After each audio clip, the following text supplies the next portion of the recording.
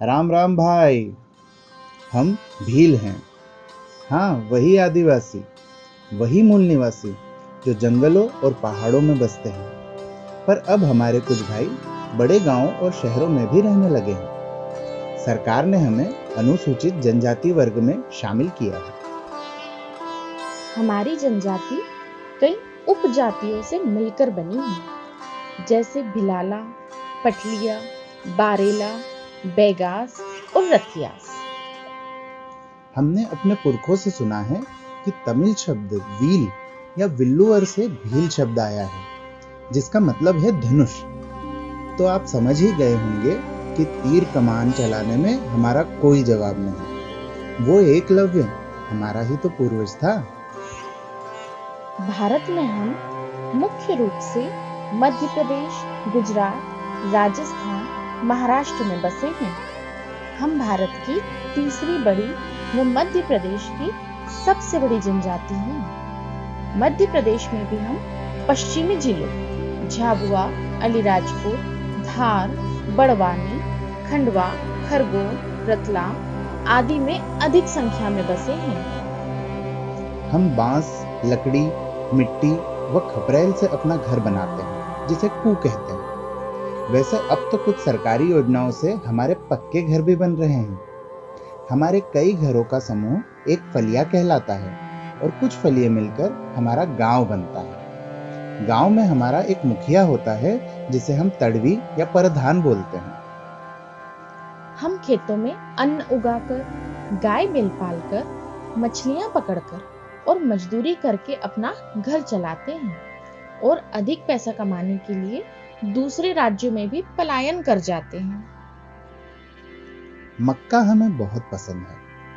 मक्का की रोटी से लेके मक्का की राबड़ी भी बहुत शौक से खाते हैं। और कोई त्योहार या मेहमान आ जाए तब तो दाल पानी का मजा लेते हैं। हम तो सर्वाहारी होते हैं भैया, उसमें भी कड़कनाथ हो तो बात ही क्या। वैसे अब हमारे कुछ भाई भगत भी बन गए हैं, जो मांस मदिरा को छूते भी नहीं। अरे, मदिरा से याद आया कि महुए से बनी महुड़ी और ताड़ के पेड़ की ताड़ी हमारी पहचान है। हम पुरुष तो धोती, बंडी और सिर पर पगड़ी धारण करते हैं। हम महिलाएं घाघरा, पोलका और लुगड़ा पहनती हैं, वो भी चटकीले रंगों का। चांदी हमें बहुत प्रिय है। पुरुष व स्त्रियां हम दोनों ही चांदी के बहुत सारे गहने पहनना पसंद करते हैं और हमारे शरीर में गुदवाकर नाम लिखवाना और चिन्ह बनवाना हमें बहुत अच्छा लगता है। खेल, मनोरंजन और आखेट के लिए हम तीर कामठी, फालिया और गोफन भी चलाते हैं। वही गोफन जिसमें पत्थर को एक रस्सी से बांधकर गोल गोल घुमाकर दूर से भी गोली की गति से सटीक निशाना लगा लेते हैं।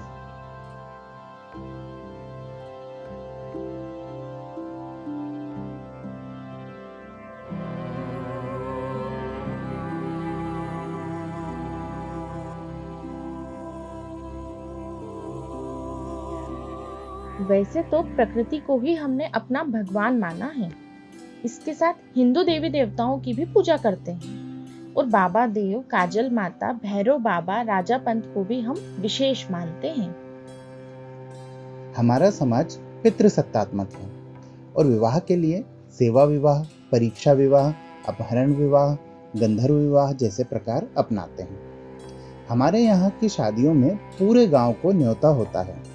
ढोल, बांसुरी, थाली और मांदल की थाप पर हम खूब नाचते हैं और हमारी भाषाओं में रात भर लोकगीत गाते हैं। सभी नौतरा मामेरा कर शादी में धन का सहयोग करते हैं और वधु मूल्य भी चुकाते हैं। वैसे तो हम दशहरा, दिवाली, नवई, दिवासा, इंदल, गल, गोल गधेड़ो, राखी सारे त्योहार धूमधाम से मनाते हैं। पर होली हमारा सबसे पसंदीदा त्योहार है। होली के एक सप्ताह पहले से हम हर हाट बाजार में भगोरिया मेला लगाते हैं, जिसमें झूलों में झूलते हैं, ढोल मांदल व बांसुरी पर थिरकते भी हैं। एक फलिए वाले एक जैसे कपड़े और गहने पहनते हैं। अगर लड़का लड़की एक दूसरे को गुलाल लगा दे तो शादी की सहमति बन जाती है और दोनों भागकर शादी भी कर लेते हैं। इसलिए तो इसे प्रणय पर्व भी कहते हैं। हम कलाकार भी हैं। हमारी पिथौरा भित्ति कला और गुड़िया शिल्प तो विश्व प्रसिद्ध है। पेमा फालिया और भूरी भाई को नहीं जानते क्या? पर हमारी एक समस्या भी है। अंधविश्वास में हम बीमारी में बड़वे के पास चले जाते हैं। और भी बहुत सी बातें हैं, लेकिन ये बातें हमारे नहीं, हमारे कुछ खास भाई बहनों के मुंह से सुनिए।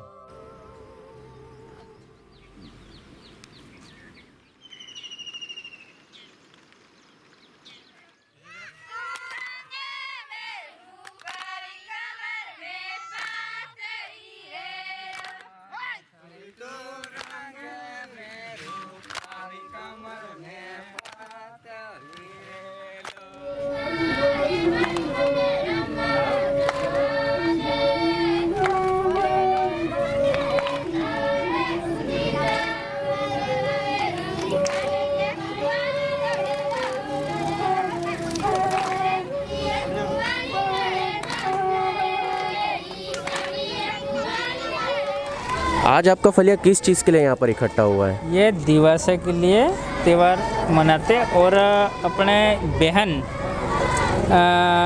बहन को बुलाते, मामा को बुलाते, जो रिश्तेदारों को बुलाते, सब मिलना जुलना हो जाता, खुशी से नाच गाना करते त्यौहार मनाने के बाद। तो इसमें क्या क्या करा जाता है? कौन सी नई चीज़ें करा जाती है? जैसे डांस कर रहे हैं, और भी कुछ इसमें करा जाता है? इसमें गायना गाते, देव को पूजने के टाइम पे गायना गाते, बंसुरी बजाते, जिसको जो अच्छा लगे, जैसा शौक वैसा आदिवासी में ये मनाया जाता और करते अपने। इस चीज़ की सबसे बड़ी विशेषता क्या है? विशेषता यही खाने की, मतलब छूट मिलती। अच्छा। सभी अनाजों की फिर छुट्टी हो जाती, तो अपन खा सकते, नहीं तो ऐसे ही खा नहीं सकते। बिना अपन ये गायना दिवसा करे बिना खा ही नहीं सकते। एक पाला भी नहीं खा सकते भाजी का भी, और भिंडी भी नहीं खा सकते, ककड़ी भी नहीं खा सकते, और भुट्टा भी नहीं तोड़ के खा सकते, और जंगल में से सागौन का पत्ता भी मकान के अंदर डाल नहीं सकते। इसलिए इसका ये दिवासा करने के बाद ही अपनों को छूट मिलती है। सर, ये माना जाता है कि आदिवासी जनजाति समूह की इम्यूनिटी बहुत अच्छी होती है, फिर भी सिकल सेल्स, सिलिकोसिस और कुपोषण जैसी बीमारियां अधिक पाई जाती है। ऐसा क्यों है सर? देखिए, ये आपने बहुत अच्छा सवाल करा है, और ये बहुत लंबे समय से हमारे विशेषकर आदिवासी अंचल में, चाहे आप कहीं भी जाएंगे, ये समस्याएं आपको देखने मिलती है। एक एक करके मैं बीमारी को लेना चाहूँगा। सबसे पहले अगर हम सिकल सेल की बात करते हैं, तो सिकल सेल जो अनीमिया रहता है, ये जेनेटिक रहता है। मतलब कि इसका जो जीन रहता है, वो माता पिता को अगर होता है तो काफ़ी ज़्यादा संभावना बच्चों में भी होने की होती है। साथ में हम जब सिलिकोसिस लेते हैं, तो सिलिकोसिस में सबसे बड़ी चुनौती हमारे लिए है कि हमारे यहाँ पर ज़्यादातर जो आदिवासी अंचल हैं, उसमें क्या होता है कि लेबर करने के लिए या दाड़की करने के लिए बाहर जाते हैं, गुजरात में जाते हैं, तो वहाँ जो भी आपके सिलिका की माइंस रहेंगी, जो छोटे छोटे कण आते हैं माइनिंग के माध्यम से, वो आप जब भी इनहेल करेंगे वो फेफड़ों में जाकर अटक जाता है। उस कारण से सिलिकोसिस की बीमारी होती है। इसमें अगर प्रॉपर तरीके से प्रिकॉशन लिया जाए और प्रॉपर मास्क की और जो भी सुरक्षा के साधन रहते हैं वो पूरा उपयोग कराया जाए, तो इस चीज़ से बचा जा सकता है। पर जहाँ भी ये माइनिंग के लिए या फिर लेबर के लिए जाते हैं, वहाँ पर इस चीज़ का जो भी कॉन्ट्रैक्टर ले जाते हैं वो बिल्कुल ध्यान नहीं रखते हैं, और इसी कारण से अभी गत कुछ सालों में बहुत ज़्यादा मौतें भी होने लगी हैं। और उसमें कहीं ना कहीं जो दूसरी सरकार रहती है, जैसे गुजरात में जाएंगे तो गुजरात सरकार रहती है, वो बीमारी भले ही दे देते हैं, उसके बाद किसी तरह से उसको ठीक करने के लिए, इलाज करने के लिए पैसा नहीं दिया जाता है। तीसरी जो चीज़ आपने बताई, कुपोषण। कुपोषण हमारे आदिवासियों की एक सबसे प्रमुख चुनौती है, क्योंकि क्या है कि हम जब तक खाने पीने में सही आहार नहीं लेंगे, क्योंकि यही जो विचारधारा है, कि जो धारणा है कि हम इम्यूनिटी बहुत अच्छी रहती है, तो किसी भी तरह से हम कहीं भी जाएंगे तो हमें कुछ नहीं होगा, पर जो वाइटल न्यूट्रिएंट्स होते हैं, जो पोषक आहार होता है, वो बच्चों में देना बहुत ज़्यादा ज़रूरी रहता है, जिसको हम नज़रअंदाज कर जाते हैं या सही तरीके से वो गांव के स्तर पर उपलब्ध नहीं हो पाता है। तो इसमें जो व्यवस्था है उसका भी एक बहुत बड़ा दोष है, और जो हमारी मानसिकता है उसका भी एक दोष है। इस चीज़ को परिवर्तन लाया जाए तो बिल्कुल इस चीज़ से हम निजात पा सकते हैं। सर, आपको आदिवासी जनजाति में सबसे अच्छी चीज़ क्या लगती है? देखिए, ट्राइबल समाज जो है मूल रूप से विश्व का मूल निवासी के रूप में भी जाना जाता है। इंडिजीनियस मूल निवासी भी इसे कहा जाता है। जैसे कि आप जानते हैं 9 अगस्त को मूल निवासी के रूप में मनाया जाता है। आदिवासी जनजाति और आदिवासी समाज की सबसे महत्वपूर्ण बात यह है कि वह अपनी संस्कृति से जुड़ा हुआ है। आदिवासी समाज ने अपनी जो मूल जड़ें हैं उनको जिंदा रखा है, अपनी संस्कृति को जिंदा रखा है, अपनी रीति रिवाजों को जिंदा रखा है। और जिस प्रकार से आज भी आदिवासी समाज अपने घर में जो कार्यक्रम होते हैं उनमें जो रीति रिवाज के कार्यक्रम हो या जो भी एक संस्कृति हो, जो भी एक पूजा कर्म हो, वो सारे आज भी उसी अनुसार करता है जिस अनुसार उसके पहले से चले आ रहे हैं। कुल मिलाकर समाज ने अपने रीति रिवाजों को, अपनी संस्कृति को जिंदा रखा है। आदिवासी समुदाय की हलमा प्रथा पूरे विश्व में आज ख्याति बटोर रही है। हलमा प्रथा क्या है? सभी दर्शकों को मेरा नमस्कार। निश्चित ही जिस प्रकार से आप बोल रहे हैं कि आदिवासियों की हलमा परंपरा पूरे विश्व में ख्याति बटोर रही है, और क्यों न बटोरे। ये मेरे आदिवासी समाज की वो परंपरा है जब आदि अनादि काल में इस प्रकार के, चाहे वो कृषि कार्य हो या अन्य काम हो, उसमें इतने कोई संसाधन हुआ नहीं करते थे। उस समय मेरा समाज अनपढ़ होने के बावजूद भी एक जो भावना थी, एक दूसरे को अपने काम में सहयोग करने की जो भावना थी, और वो भी एक संख्यात्मक रूप से, जिस प्रकार से मतलब कभी किसी का काम हुआ तो आज शाम को वो डिंडोरी पिटवा के या किसी भी सूचना के माध्यम से गांव में उस बात को मतलब पहुंचा देता था कि कल अपने को उस व्यक्ति के ये काम है। तो गांव के सारे लोग मिलकर उस व्यक्ति को निःशुल्क, बिना किसी अपेक्षा के निःशुल्क रूप से सहयोग करके उस काम को अंजाम देते थे। उसी को हलमा परंपरा कहते हैं, जिसको आज की भाषा में हम सहयोगात्मक रूप में देखते हैं। आप एक सशक्त आदिवासी महिला का प्रतिनिधित्व करते हैं। इस समुदाय की महिलाओं की प्रमुख, कह सकते हैं कि मुख्य परेशानियां क्या हैं? सबने मारो राम राम। हमारा समाज में हमारी महिलाओं की घनी समस्या से, जेम के हमने हमू देखी रहा से कि हमारे जाबवा में एक बयेर ने आदमी ने कंधा पर लीन फेरवानी, ये कोई नानी समस्या नहीं मळे। अगर कहीं बयेरे अपराध भी करियो तो तीनी सजा कानून आले, न कि समाजवाला आले। इतना हरे मारू एक ज कहेवानुं से कि हमारा समाज में अशिक्षा की कमी है, अंधविश्वास है हमारा समाज में, हमारा रोजगार की भी कमी है, दहेज प्रथा है, बाल विवाह है। तो ये सब कारण हमारा महिलाओं ने समस्या पैदा करे। जेम कि दहेज प्रथा, आज एक सोरी नो दहेज लीले है बाप, तो तीनों दहेज नो कर्जो उतारवा बाप ने ये नहीं मालूम कि मारी बेटी यो कर्जो उतारवा हरे बाहर काम पर जा है। अगर ये बाप समझी ले कि भाई हूँ मारी सोरी नो दहेज नहीं लूँ, तो मार सोरी आज बाहर काम पर नहीं जाए। एक ये घनी मोटी समस्या से। अन हमार बयरू हरे जेम कि अंधविश्वास करे। अंधविश्वास में हूँ से कि हमार गाम में कई नो बूढ़ो मनक मरी गयो, बीमारी थी मरी गयो, तो हमारा गाम में हूँ करे कि डाकण, तीना नो अंधविश्वास कि ये डाकण से ये खाएगी। आज हूँ एम कहवा मांगू कि आज ऑपरेशन वगर काळजू नहीं निकली सके, कोई बयेर काळजू निकाली सके नहीं, पण ये अशिक्षा ने कारण हमारा मनकू में अंधविश्वास से तीना हरू भी बयरे परेशान, बयरू ने परेशानी झेलवी पड़े। अन एक हजू परेशानी, नानी उम्र में शादी कर दे, नानी उम्र में शादी कर दे, ते बयेर असल ते नानी सोरी ते बयेर नहीं बनी सके। नानी उम्र में शादी करवाने बाद ते सोरानी आई बनी जाए, तीना में खून की कमी रहे। तो ये इना कारण थी थाय कि हमारा समाज में घनी जागरूकता की कमी से। तिवारी जी, आप इस समुदाय से नहीं हैं, फिर भी आपने आदिवासी लोकगीतों को चुना जी, तो आपको कौन सी ऐसी विशेष बातें लगी थी जिसके कारण आप इन गीतों की तरफ आकर्षित हुए? जी, सबसे पहले तो सभी को नमस्कार। मैं आदिवासी लोकगीत और भजन गायक कलाकार शशांक तिवारी, कुंदनपुर। झाबुआ जिला मेरी कर्मभूमि है और मेरी जन्मभूमि है। आपने ये प्रश्न मुझसे पूछा कि मैं इस समुदाय का नहीं हूँ, फिर भी मैंने इस फील्ड को क्यों चुना। तो इसके पीछे सबसे प्रमुख कारण ये है कि मैंने आपको बताया कि यह मेरी जन्मभूमि है।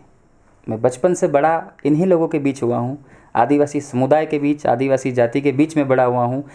यहाँ की जो पहनावा, रहन सहन, जो पुराने ज़माने का जो मांदल है, वो भी मैंने बचपन से, जब तक मैं 10 साल 15 साल का हुआ, जब से मैंने मांदल ही सुना है, तो मैंने इस मांदल को ध्यान में रखा। और ध्यान में रखते हुए मैंने सोचा कि क्यों ना इस मांदल को अपन एक छोटा सा माध्यम बीट देते हैं, जिससे हम गाना बनाकर हमारे आदिवासी भाई लोग, हमारे आदिवासी बहनों को और हमारे डीजे साउंड की एक परंपरा चालू करते हैं। तो मैंने ऐसा सोचा था। खाली सोचने के बाद अचानक मैंने सोचा कि कुछ गाने गुजरात से, बाहर से हमारे मध्य प्रदेश में चलते थे, झाबुआ ज़िले में।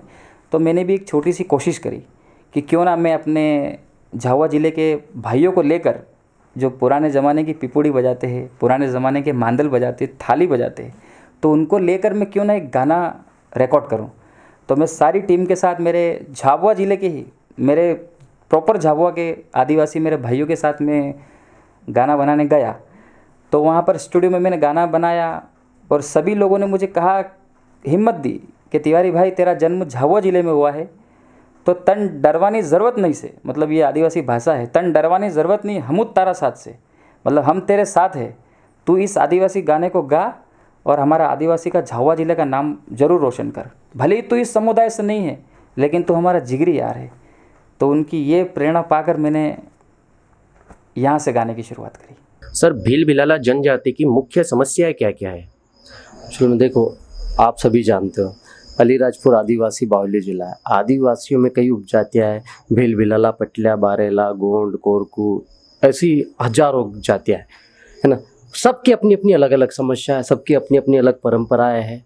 लेकिन अलीराजपुर आदिवासी बाहुल्य जिले की मुख्य रूप से यदि बात की जाए, अभी आप लॉकडाउन चल ही रहा है, इससे पहले की परिस्थिति आप देख चुके हो। शिक्षा, स्वास्थ्य, रोजगार, पलायन के मुद्दे पे आप जितना बात करो, जितनी बहस करो, उतना कम है।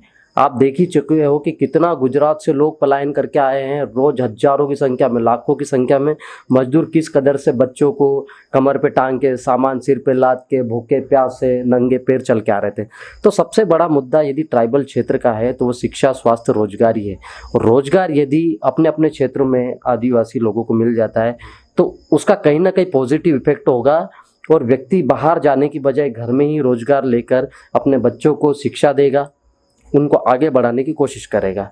और सरकार को हम भी यही सोचते हैं, समझते हैं। कहीं इस संबंध में हम लोग सामाजिक संगठनों के माध्यम से बात भी करते हैं, मंच से भी बात करते हैं, ज्ञापन भी देते हैं कि हमें शिक्षा, स्वास्थ्य और रोजगार संबंधित जितनी भी शासन की जन कल्याणकारी योजना है या जो बनना चाहिए, वो सारी योजना बनाकर एक जिला विशेष परिस्थिति के हिसाब से योजना लागू करके उस पर फोकस करके काम करना चाहिए।